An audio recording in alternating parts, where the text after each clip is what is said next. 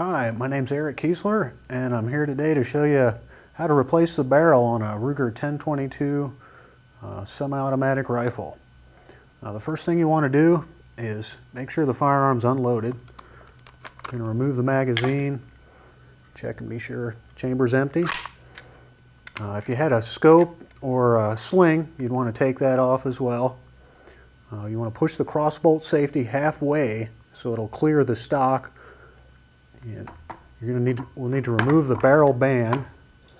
And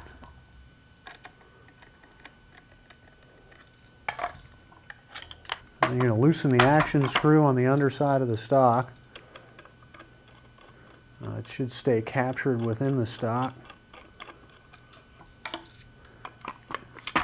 And we'll remove the barreled action from the stock. At this point, you want to push out the trigger pins.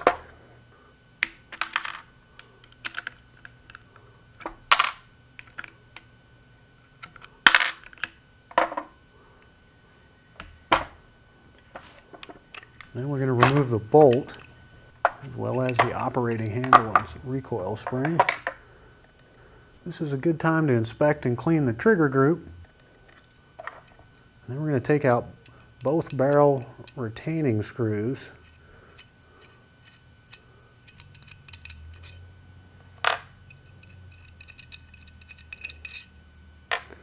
And at this point, you might want to inspect the clamp. They occasionally do crack.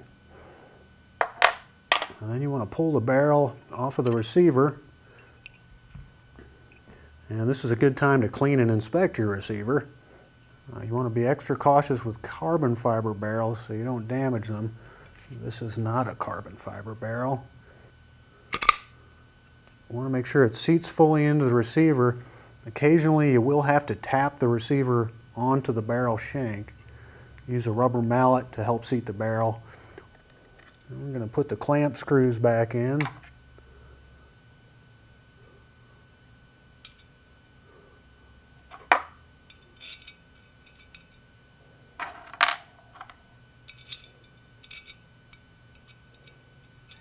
When you're getting down to your final torque, you want to alternate tightening on the clamp screws to be sure that the clamp seats evenly. Some manufacturers recommend 65 inch-pounds. We found that 45 inch-pounds is adequate. Now we'll reinstall the bolt.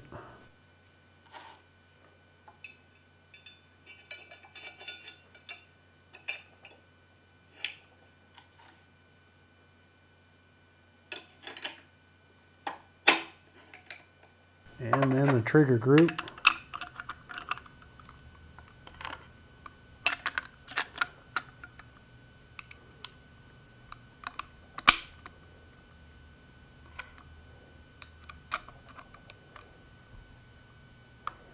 You always want to check your headspace and function test with dummy ammo before loading any live ammo. Because you're dealing with a rimfire firearm, any headspace or fit issues between the bolt and the back face of the barrel could cause the firearm to discharge out of battery or when the action is closing. So checking the headspace and function with dummy cartridges is necessary. To check for proper headspace, insert a go gauge in the action and look through the magazine well to see that the extractor is fully seated in the extractor cut at the back edge of the barrel.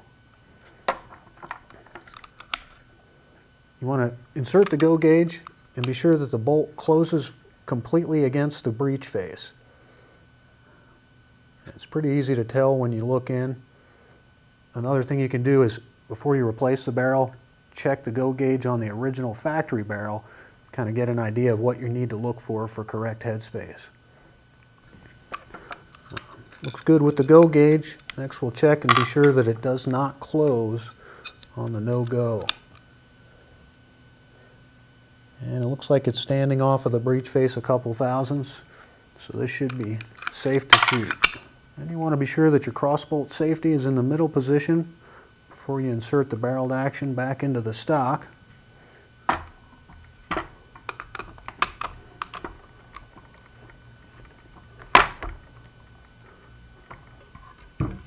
And then we'll tighten the action screw in the bottom.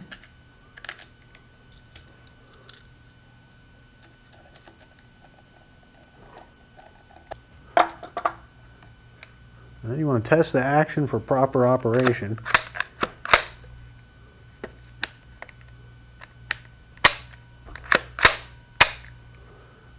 Once you've confirmed proper function in Headspace, you can remount your scope and other accessories and head to the range to sight in.